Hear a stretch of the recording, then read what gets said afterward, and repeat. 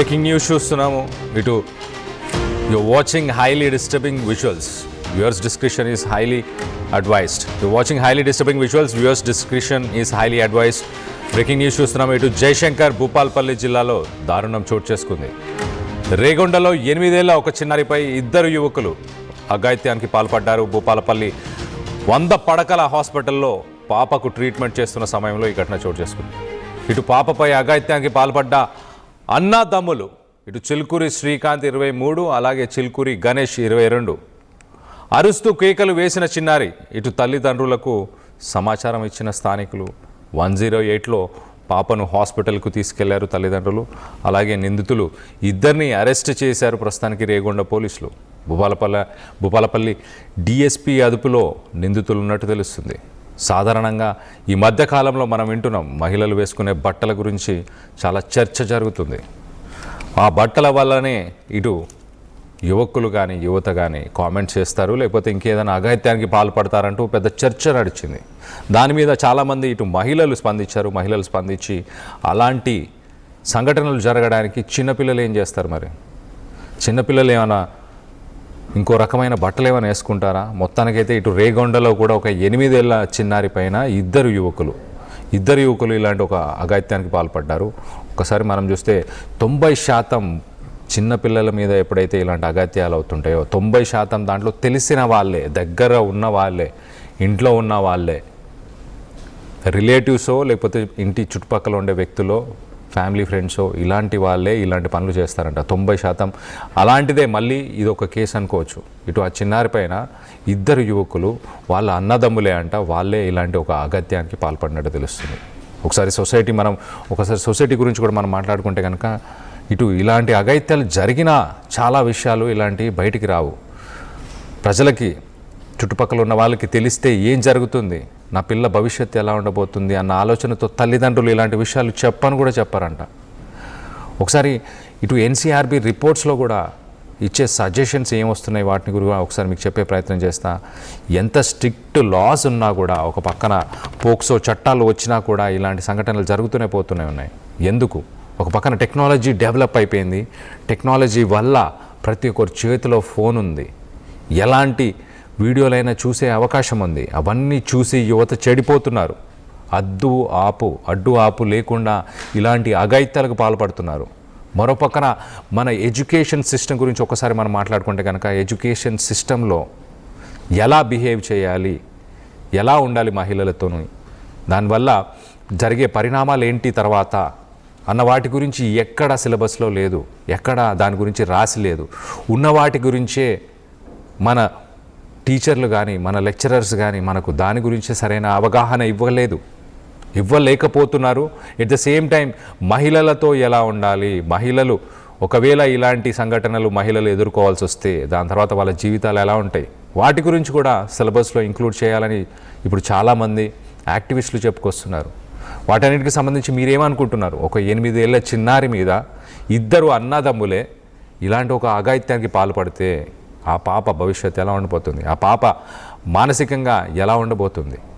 దీనికి సంబంధించి మరింత అప్డేట్ తీసుకునే ప్రయత్నం చేద్దాం. ఇటు మా ప్రతినిధి వెంకటరత్నం ఉన్నారు, వెంకటరత్నంతో మాట్లాడి తెలుసుకునే ప్రయత్నం చేద్దాం. వెంకటరత్నం, ఇప్పుడు ఆ పాప పరిస్థితి, ఆరోగ్య పరిస్థితి ఎలా ఉంది? కుదుట పడిందా ప్రస్తుతానికి?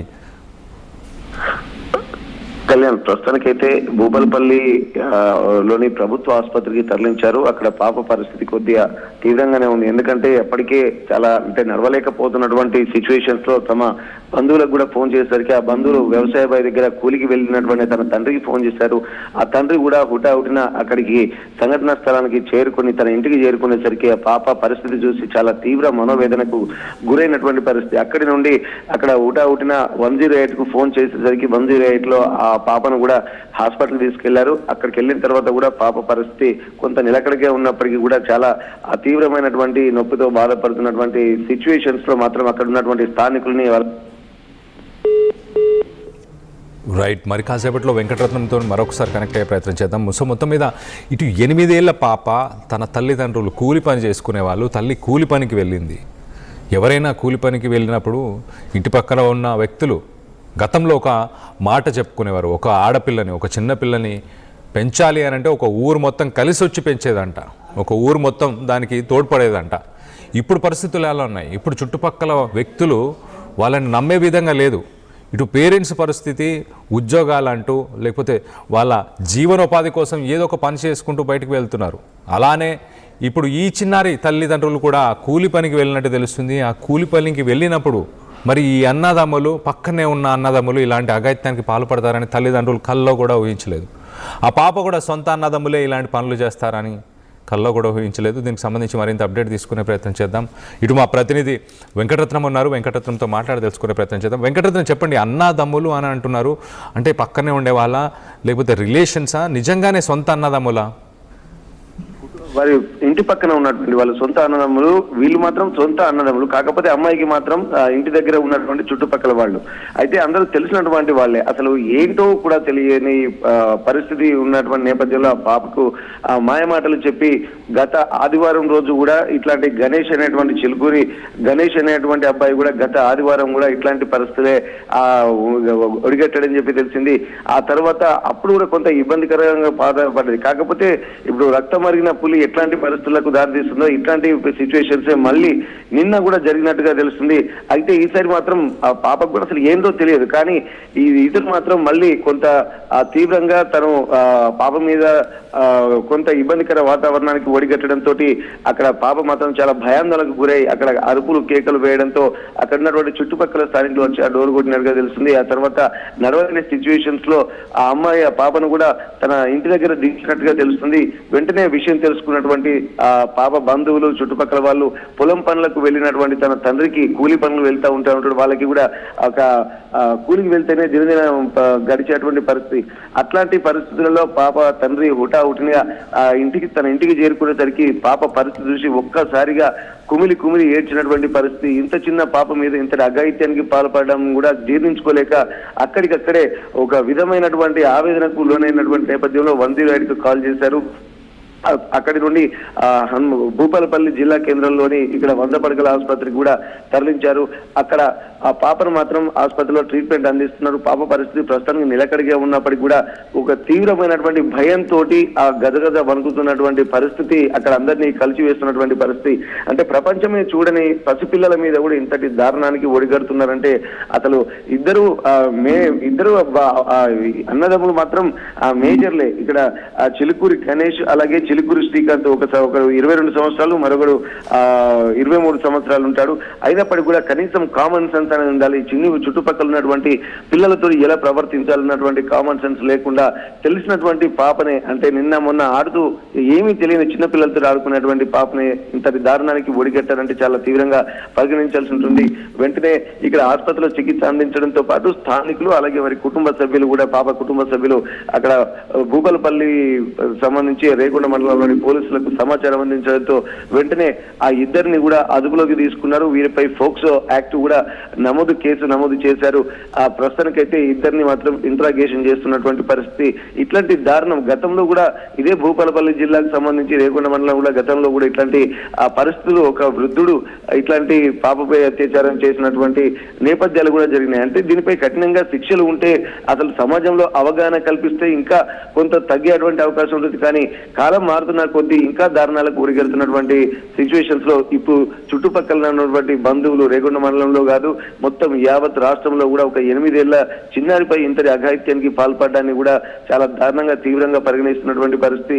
ఇట్లాంటి సిచ్యువేషన్స్ అయితే ఎవరికి రాకూడదని చెప్పి తల్లిదండ్రుల కన్నీరు మున్నీరుగా విలపిస్తున్నటువంటి పరిస్థితి చూస్తే చుట్టుపక్కల కాదు ఎవరికైనా ఒక దారుణమైనటువంటి దీనస్థితి, ఆ బాధను కూడా పడుతున్నటువంటి పరిస్థితులు కనిపిస్తున్నాయి. ఇప్పటి వరకు వారిపై ఫోక్సో యాక్ట్ గణేష్ అలాగే శ్రీకాంత్ ఇద్దరు అన్నదమ్ములపై కూడా ఫోక్సో యాక్ట్ నమోదు చేసి పోలీసులు అదుపులోకి తీసుకుని వారిని ఇంట్రాగేషన్ చేస్తున్నారు. Kalyan. Right Venkataratnam, thanks for the latest update. మొత్తం మీద ఇటు చిలుకూరి శ్రీకాంత్ అలాగే చిలుకూరి గణేష్ 23 సంవత్సరాలు 22 సంవత్సరాలు ఇద్దరికి తన పక్కింట్లోనే ఉంటున్న ఈ చిన్నారి పాప చిన్నప్పటి నుంచి వాళ్ళ కళ్ళ ముందే పెరిగి ఉంటుంది, వాళ్ళ చేతుల్లోనే పెరిగి ఉంటుంది. అలాంటి ఒక చిన్నారిని మరి మొత్తానికైతే ఒక అఘాయిత్యానికి ఎలా పాల్పడ్డారు వీళ్ళకు. గతంలో మనం చూస్తే ముందు జనరేషన్స్ ఒక ఊరంతా కలిసి, అంటే ఇటు తల్లిదండ్రులు కానీ చుట్టుపక్కల వీధిలో ఉండే వాళ్ళందరూ కలిసి ఒక ఆడపిల్లని పెంచేవారు. అలా ఉండేది గతంలో, అలా చెప్పుకునే వాళ్ళు కూడా. ప్రస్తుతానికి ఎవరిని నమ్మాలో కూడా అర్థం కాని సిచ్యువేషన్ ఉంది. తల్లిదండ్రులు జీవనోపాధి కోసం కూలి పనికి వెళ్ళారు, వ్యవసాయ కూలీలుగా పనిచేస్తున్నారు. మొత్తానికైతే వాళ్ళు వ్యవసాయానికి వెళ్ళిన తర్వాత ఈ విషయాన్ని ఆ పాప అరవడంతో చుట్టుపక్కల వాళ్ళు గమనించి మొత్తానికైతే తనని హాస్పిటల్కి చేర్చారు. ఇటు తల్లిదండ్రులు కూడా హాస్పిటల్కి చేరుకున్నారు. ప్రస్తుతానికి ఇటు చిలుకూరి శ్రీకాంత్ అలాగే చిలుకూరి గణేష్ 23-22 సంవత్సరాలు మరి మద్యం మత్తులో చేశారా? ఈ మధ్యకాలంలో సోషల్ మీడియాలో వీడియోలు మరీ ఏ రకంగా ఉన్నాయన్నది అందరికీ తెలిసిందే. Access of information, access of videos అనేది పెరిగిపోయింది. దానివల్ల ఇలా బరి తెగిస్తున్నారు. గతంలో మనం చూస్తే తల్లిదండ్రులు అంటే ఎంతో కొంత భయం ఉండేది. ఒక మహిళతోని ఒక అమ్మాయితోని మాట్లాడడానికి భయపడేవారు. ముందు జనరేషన్స్లో మాట్లాడడానికే భయపడేవారు. మాట్లాడిన వాళ్ళ పరిధిని దాటి మాట్లాడేవారు కాదు. మొత్తానికైతే ఈ మధ్య కాలంలో ఇటు తల్లిదండ్రుల పెంపకాన్ని ప్రశ్నించాలా, ఇటు శ్రీకాంత్ గణేష్ ఇద్దరు ఇంత కూడా భయం లేకుండా ఇలాంటి ఒక అఘాయిత్యానికి పాల్పడ్డారు అంటే మరి వాళ్ళ తల్లిదండ్రులు అంటే భయం లేదా? సమాజం అంటే భయం లేదా? పోక్సో చట్టాల గురించి స్కూల్ బుక్స్లో రాసి పెట్టాలా? మహిళల మీద చేసే అఘాయిత్యాలని, వాటికి సంబంధించిన డీటెయిల్స్ గురించి, వాటి వల్ల ఎదుర్కోవాల్సిన ఇబ్బందులు, ఇటు అమ్మాయిలు కావచ్చు, ఇటు చిన్నారులు కావచ్చు, వాళ్ళు ఎదుర్కొనే ఇబ్బందులు, అలాగే అలాంటి అఘాయిత్యాలకు పాల్పడితే సమాజంలో వాళ్ళ పరిస్థితి ఎలా ఉండబోతుంది అన్న వాటి గురించి కూడా ఖచ్చితంగా స్కూల్ బుక్స్లో ఉండాలి అంటూ ఇటు కొంతమంది సోషల్ యాక్టివిస్టులు అయితే చెప్పుకొస్తున్నారు. వీటన్నిటికీ చెక్ పాయింట్ ఎక్కడుంది ఇలాంటి సంఘటనలకి? ఆ పాప ఏమైనా ఈ మధ్యకాలంలో డిస్కషన్స్ జరిగాయి సోషల్ మీడియాలో కావచ్చు, చాలా డిస్కషన్స్ జరిగాయి మహిళలు వేసుకునే బట్టల గురించి. 8 సంవత్సరాలు ఆ చిన్నారి ఎలాంటి బట్టలు వేసుకొని ఉంటుంది? ఎవరైనా ప్రేరేపించే బట్టలు ఏమైనా వేసుకొని ఉంటుందా? ఎందుకు జరుగుంటుంది ఇలాంటి? సో దీనికి సంబంధించి మీరేమనుకుంటున్నారు? మీ అభిప్రాయాలను కింద కామెంట్ రూపంలో తెలియపరచండి. ఇలాంటి వాళ్ళని ఏం చేయాలి? ఈ శ్రీకాంత్ని, గణేష్ని, ఈ చిలుకూరి గణేష్ని ఏం చేయాలి? ఇలాంటి సంఘటనలు జరగకుండా ఏం చేయాలి అన్న దానిపైన కూడా మీ అభిప్రాయాలు ఏంటనేది కింద కామెంట్ రూపంలో తెలియపరచండి. Local to global news at your fingertips. మీ చేతిలో ఒక ఆయుధం. Download R TV app. Media legend Ravi Prakash is back.